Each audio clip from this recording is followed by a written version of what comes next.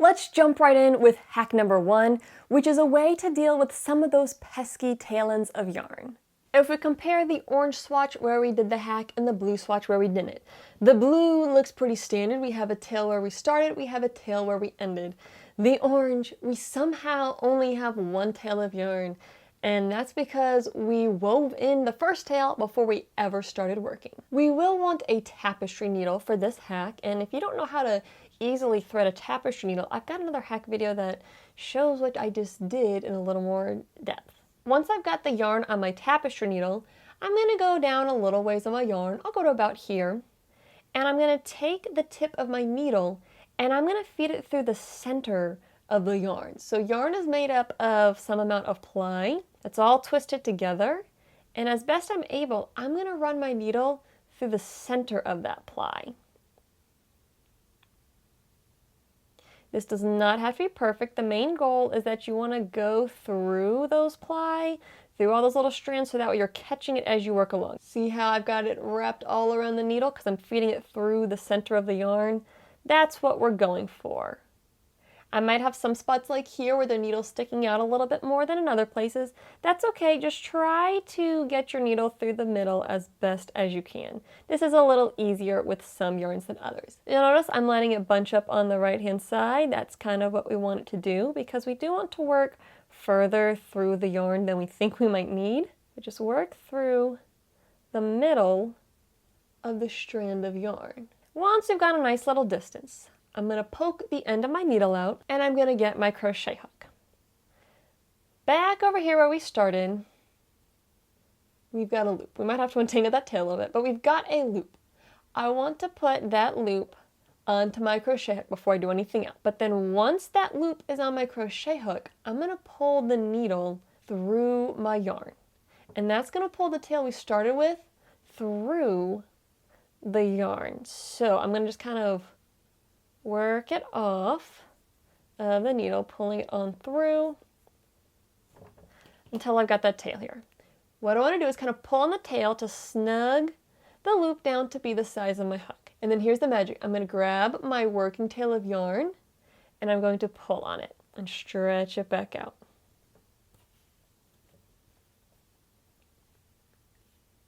And now my initial tail of yarn, instead of it being a tail, it's inside of my working piece of yarn. And I've got a loop on my hook. So this loop is going to be kind of like my starting slip knot. And now I can start to crochet. So I'm going to start off by making a foundation chain. So I'm going to yarn over and pull through my loop. That's my first chain stitch there. I'll work another chain stitch and make my foundation chain. Now really quick, because the yarn was doubled up essentially in the beginning, it is a little bit thicker. However, for most projects, it's going to blend right in and you won't even notice. So I'll go ahead and work some single crochet on down. And here's my very first loop right here. Check it out, no tail end from the beginning that I'll have to weave in later on. Now yes, technically you still have to weave in the tail of yarn. However, I think it's so much nicer weaving it in at the start of the project versus getting to the end, because let me tell y'all, there are so many projects I finish crocheting and then they're just sitting in my to be finished whip pile because the last step is weaving in the ends. I think this hack would be especially helpful with projects where you're working with one skein of yarn or maybe all in the same color. So it could be a blanket, a scarf, anything like that. But you could use the same principle when changing colors as well. Hi, my name is Amanda. You are watching my channel Crafters Autonomous, where I give you the knowledge and skills you need to craft it yourself. If you are new here, I want to say hi and give you a big welcome. And if you enjoy this video, I've got some more hack videos that you might want to check out. I'll link those down in the description. Don't forget to subscribe. Welcome back to all my viewers, and let's jump into hack number 2. Hack number 2 is a stitch that looks like the crab stitch, but can be a little easier to work. Let's start with a comparison of the crab stitch and the reverse crab stitch, which is the hack, so we can understand what we're going to end up with. This is the crab stitch, which is also called the reverse single crochet stitch, because instead of working from right to left like we normally do, we work single crochet stitches from left to right. And by working them in the wrong direction, it causes the stitches to get twisted and folded over, and it creates this really neat top edge, just this really neat ribbing, and it ends up putting our hook back on the right hand side. The reverse crab stitch, which I guess you would call the reverse single crochet, has a very similar look, but the beauty of this is it allows us to work the correct direction, meaning work from right to left. It creates essentially the same effect, just mirror imaged. You can see the twists are kind of going in opposite directions. If we look at the back, they're pretty much identical, just again, kind of leaning in opposite directions. Sometimes the crab stitch can be a little fiddly. I feel like that's almost a pun, like fiddler crabs. Fiddly crab stitches. Anyway, sometimes it can be a little tricky to work the crab stitch. Some people struggle with it. I sometimes forget how to do it and have to look it up. So the reverse crab stitch is a really neat hack that's very simple once you see it to actually crochet. So you've got your project you're working on and you decide you want to do a row of crab stitches. You can use the crab stitch or you can use the hack, which is the reverse crab stitch. Let's start by chaining one and then turning our work. To work the crab stitch, we're going to use the same steps as a single crochet with a twist, quite literally. So I've got a loop on my hook. I'm going to insert into my next stitch, yarn over, and pull up a loop. So I'll have 2 loops on my hook. However, I'm not going to yarn over and pull through 2 just yet. I want to take my loops and give them just a little bit of a stretch because I want to have enough slack, and then we're going to twist the hook around. So the hook end is going to come towards me, the handle is going to go away from me. So I'm going to twist it 360 degrees. Then I will finish my crochet stitch by yarning over and pulling through the 2 loops. And that's the process I'm going to work to create the reverse crab stitch. So I will go to my next stitch where I want to work, insert my hook, yarn over, pull up a loop. Once I have 2 loops on my hook, again, I like to pull up just a little bit of slack so I have enough slack for the twist. And then it's time to twist. Hook comes toward me, handle goes away, and do a full 360 rotation so our hook's back the way it needs to be. Then complete the stitch by yarning over and pulling through both loops. It might be easier to pull up slack on this loop first and then insert and pull up your second loop. But either way, twist all the way around and finish up the single crochet stitch. One more time.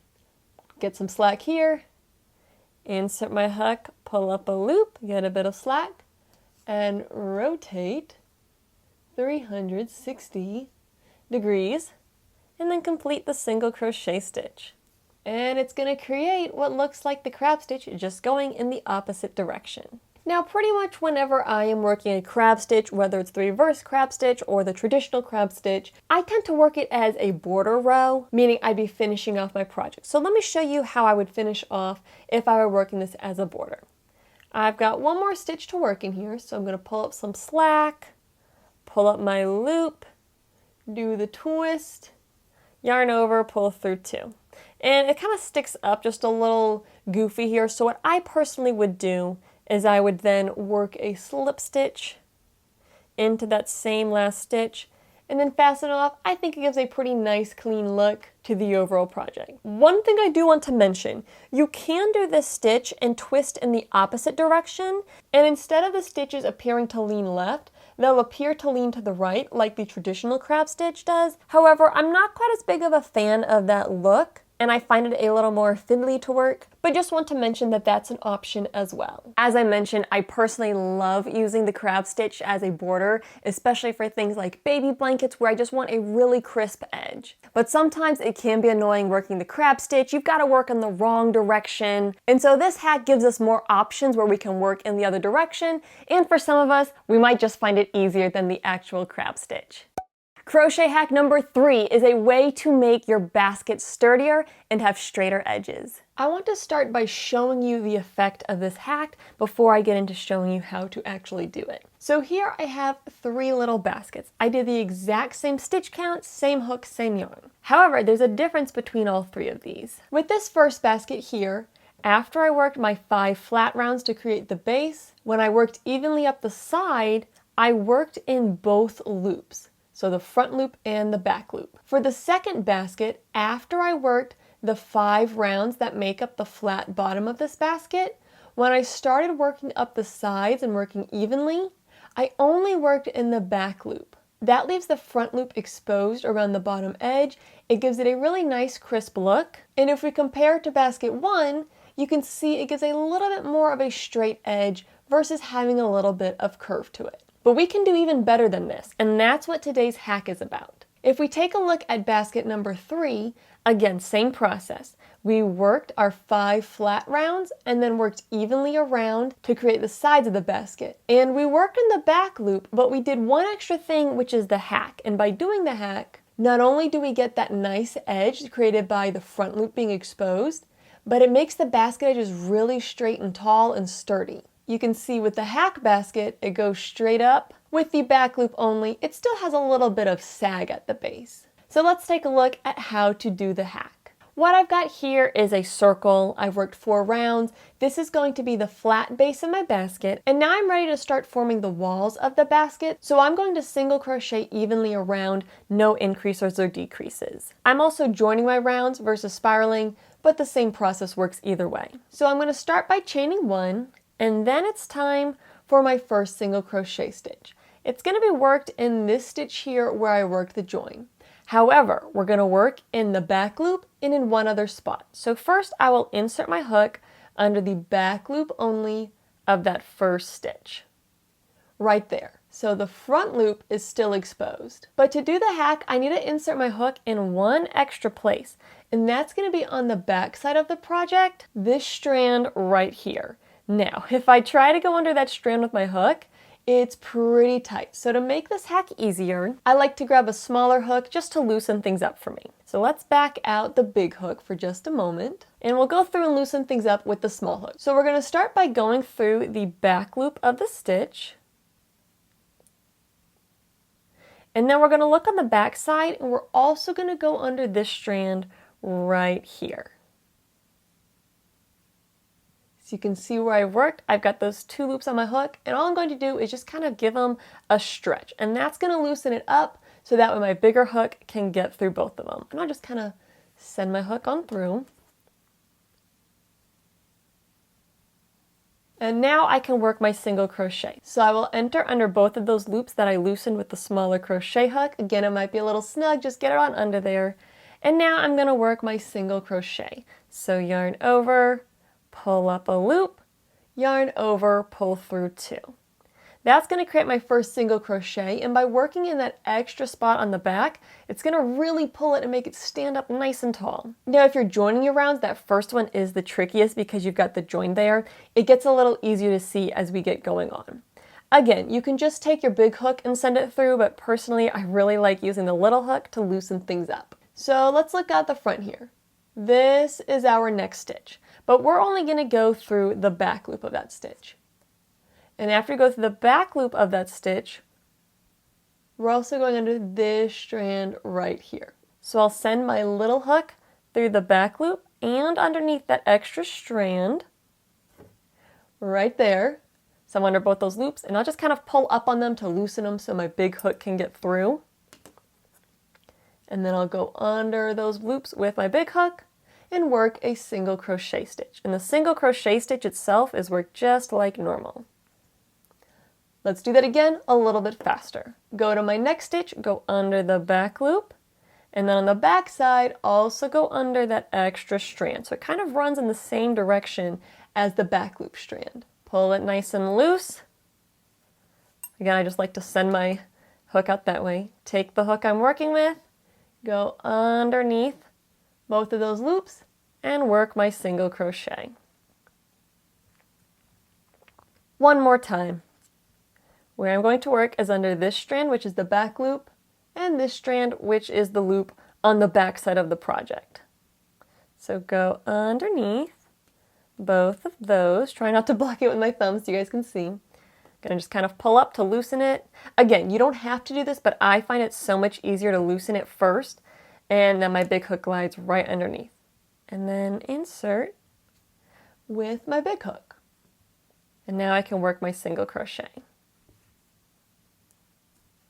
Once we keep working that around, we'll end up with this really nice crisp corner at the bottom of our basket. Those sides are going to be nice and straight, nice and sturdy, all because we went under that extra loop. I unraveled my 3 sample baskets that I showed earlier down to just the first row of working evenly because I want to show you that this hack makes a difference from round 1. This is the basket where we worked like normal under both loops. You can see those sides are still bowing out quite a bit. This is the basket where we worked in the back loops only. You can see that it is straighter and less bowed out than the 2 loops basket, but it's still got a little bit of curve outward. Then if we look at the hack basket where we worked in the back loop and that extra loop on the back side, we can see from round 1 that those edges are nice and tight pulled in, very straight, and by pulling it in tighter, it also makes for a sturdier basket base. Looking at these two, they're very similar, but you can see the hack one wins out even over this. My favorite way to use this hack is for baskets. I do have a tutorial on a simple way to make a crochet basket. I didn't show this hack in that video because I wanted to keep that tutorial a little more simple, but if you follow the pattern for that basket and on the round where you start going up the edges, if you incorporate this hack, yeah, it's gonna make your baskets turn out really awesome. You of course don't have to stop with just baskets using this hack. This could also be really helpful if you're working on an amigurumi where you want to have a flat bottom, because working in just the back loops can make things a little more open, a little more saggy. This hack would make it tighter so that way your stuffing doesn't fall out and allow for a better transition from the base of the project to working up the sides. I think this could also be really cool if you crocheted a door stopper. I've seen all kinds of patterns, people making door stoppers like little gnomes or characters. If you're starting with a flat base, this would be a really great way to start working up your sides so your project will be steady and that base will stay flat. Hack number 4 is a way to hack another hack. This is a hack for the magic ring where you're not actually working the magic ring, but you have all the benefits. I end up calling it the magic loop. Let's check it out. Step 1, cut a piece of yarn yay long. How long is yay long? I don't know, it's this long. What we're going to do is we're gonna make a nice little loop-de-loo. So I'll have this strand here and I'm gonna take the yarn and make a nice little loop-de-loo. That's what I mean. All I'm doing is just, the yarn goes, okay, little loop-de-loo. It's just a loop. And this is going to be my pseudo magic ring, and I'm going to crochet my stitches into this. I'm using a separate color of yarn just so you can see things. You of course can use the same color of yarn. There's different ways to begin working into the little loop-de-loo. I'm going to put a slip knot on my hook, insert into the big loop, and then work a slip stitch to attach my yarn. Most important thing is you've got a loop-de-loop, one tail on either side, and then I can work in a little loop. I'm going to chain 1 and then work 6 single crochet into the loop. You know, I should call this the magic loop, not the fake magic ring. This will be the magic loop. After working your 6 single crochet, you'll end up with something a little bit like this, and now all you got to do is take your tail end and pull. And I like to pull both tail ends just so that way I don't end up with one tail that's way longer. Take the tail end and pull. And the cool part is you might have noticed how it was kind of looped over itself. It doesn't matter how it's looped over itself in the loop because it's gonna snug tight perfectly. You don't have to worry about all the little fiddly stuff. I also like this because I'm paranoid with my crochet and I like tying knots. I know a lot of people don't. But with this option, you have extra security if you want. You don't have to do this part. You can just tie a couple knots once you've cinched down your center loop. And now that loop for sure is not coming undone. Now I've got my circle started and I can just continue on and work my next round. And look at that, I can crochet a lovely circle. Don't have to get myself all confused with the magic ring. Tails are just pulled to the back side. And I have the added security of knowing I can tie the strands together so that way this ring is never coming undone. We probably all know the benefits of the magic ring, but for some people, myself included, we really struggle with the magic ring. So this magic loop that I'm calling it is a really great way to get all the benefits of the magic ring without the confusion or any of the downsides. I do want to give a big shout out to my friend Shannon over at the Spoonie Stitcher. She was the one who first put me onto this idea. If you want to see some more hacks, tips, and tricks, she's got some over on her channel. I'll link to her down in the description. And if you want to see hack number 5, you've got to leave a thumbs up on the video. Okay, you got it? You got it? Okay, whether you like the video or not, I'll still show you hack number 5. I do really appreciate when y'all leave a like on my videos as it helps them reach a wider audience. So now let's get into crochet hack number 5, where we are going to work multiple rows of double crochet at the same time. Here is a sample of what the stitch looks like once it's worked up. It might look like this is 2 rows of double crochet, but this is just 1 row of our stitch. So this is all 1 row of stitches, but it looks like 2 rows. And this row was worked to the left. Then up here, this looks like 2 rows of double crochet, but that is 1 row of stitches. And in this case, we were working to the right. And so this is 1 row, this is 1 row, this is 1 row. I think this effect is really neat too from the perspective that when we work double crochet, every other row is the right side and then the wrong side of the project. But here it creates an effect as if we had 2 rows of double crochet worked in the same direction, this being the right side,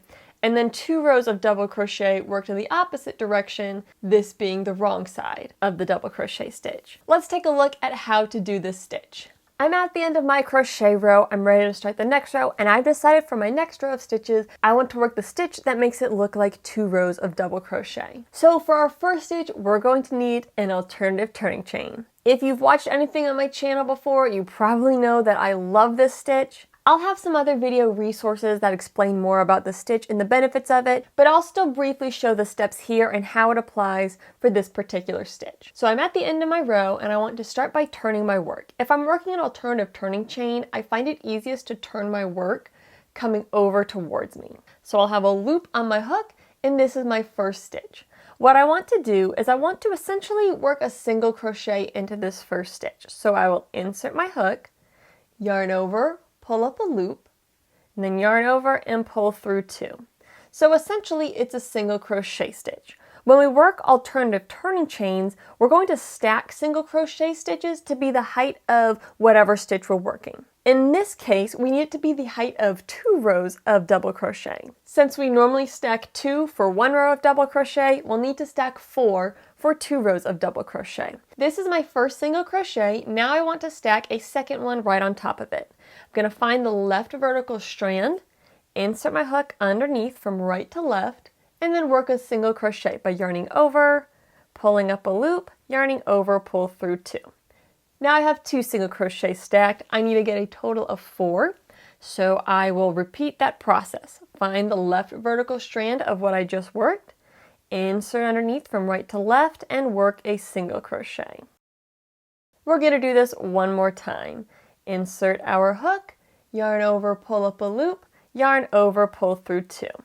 So this is an alternative turning chain. Because we stacked 4 of the single crochets, I would say this is an alternative turning chain of height 4. And now we can work our special stitch, which is the hack. I do want to mention I do a slight variation of this technique because I personally like the way it looks. To me, it looks more like a true double crochet stitch than some other options. So I want to mention that in case you've encountered this before and my instructions seem a little bit different, or so that way if you don't like the way my particular variation looks, you can look up other people's tutorials to find the other variations on how to do this. But here is how we're going to work 2 rows of double crochet at once. I will start by yarning over, and then I need to insert my hook into this alternative turning chain. So we've got 1, 2, 3, 4 single crochet. I'm going to insert my hook in this second one from the bottom. So 1, 2, and I'm going to insert under that same left vertical strand where we worked. I'm going to insert my hook. Now here's where I vary from other people. I yarn over and pull up a loop at this step. So I yarn over and pull up a loop. Then we're going to yarn over again and insert where we want to work our next stitch. So that'll be in the next stitch from the previous row. And I will insert my hook, yarn over, pull up a loop. Now that I've got 5 loops on my hook, I'm going to repeat a process of yarning over and pulling through 2 until I'm left with just 1. So yarn over, pull through 2, yarn over, pull through 2, yarn over, pull through 2, yarn over, pull through 2. And that is my first stitch that mimics 2 rows of double crochet. It might not look that exciting, stick with it, it's going to get really cool looking. To work our next stitch, we're going to repeat the same steps, but we're not going to insert into an alternative turning chain, we're going to insert into the previous stitch. So let me show you where to work. So we yarn over, And then I'm going to find these two strands here in the middle. They're in the middle, they tend to be the most prominent, and I'm going to insert my hook under both of those strands from right to left. Once I've inserted under both of those strands, I'm going to yarn over and pull a loop up through both of those strands, like so. So now I'm back to 3 loops on my hook. Then I'm going to yarn over, go to my next stitch, insert, yarn over, pull up a loop. Now I've got 5 loops on my hook, and I'm going to work them off by yarning over, pull through 2, yarn over, pull through 2, yarn over, pull through 2, yarn over, pull through 2. Now you can start to see the magic of this stitch taking shape. Let's do that again. Yarn over, find these 2 strands here. It's going to be right in the middle. We're going to insert underneath both of those loops, yarn over, and pull my strand through both of those loops. I'll have 3 loops on my hook, then I'll yarn over, insert in my next stitch, pull a loop up through that, and then yarn over, pull through 2 4 times. The instructions saying them out loud sounds so confusing, and pull up a loop and yarn over and blah blah blah, but the steps themselves are fairly straightforward. Let's do it one more time. Yarn over, insert under both loops in the middle of the previous stitch, yarn over, pull through both of those loops, yarn over, insert into our next stitch, yarn over, pull up a loop, yarn over, pull through 2, yarn over, pull through 2, yarn over, pull through 2, yarn over, pull through 2. And just like that, we're going to create this really tall stitch that's the height of 2 double crochet.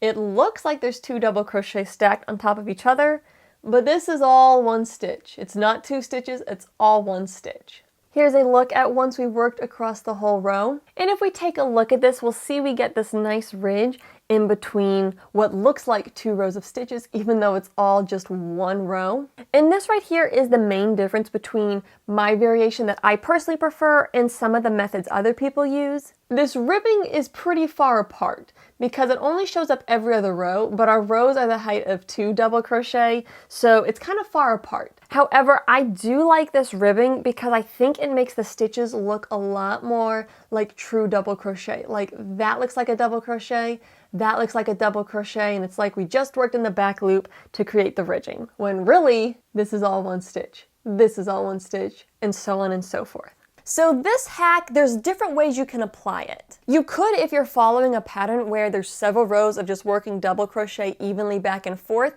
you could use this hack to work 2 of those rows at once just to get through things a little bit faster. Just keep in mind, it's going to change the look of the project just a little bit.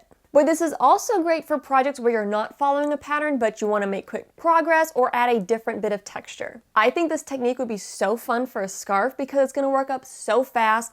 A blanket, oh yeah, it would speed up the process of crocheting a blanket by a lot. Now, with this hack, there's something I don't see a lot of people talk about. I was going to include instructions in this video, but it would have made it way too long, but I do want to mention it and kind of tease something that I am working on, is that with this hack, you can use the same principle to work more than just 2 rows at once, meaning you could work 3 rows at once, or 4 rows at once, 5 rows, or in the case of this pot holder, 12 rows of double crochet all at once. Which this pot holder, I am calling the magic pot holder. I really want to do a video on this as kind of like a challenge, and I'll include a tutorial for it.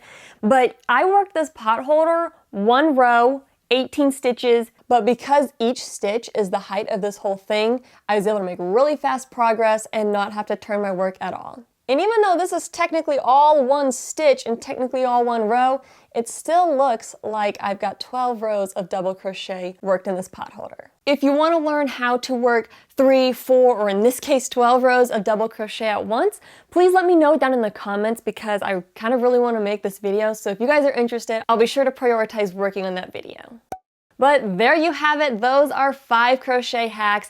I hope y'all enjoyed. Let me know in the comments which is your favorite hack and or which hacks you've never seen before. And of course, don't forget to share it with your friends. Thank you so much for watching. I hope everyone's having a wonderful week and happy crafting. Okay, I started taking down my setup, but I did just want to mention the potential elephant in the room. No, I have not finished this project. I might be making some adjustments to it. That's part of why there's these tail ends. I tried to tuck them away for the video. I haven't watched my footage yet, so maybe this whole time you've been seeing my tails of yarn from this project not being finished flopping all around. If so, I apologize if that was distracting. And yes, I know I've got to get it finished.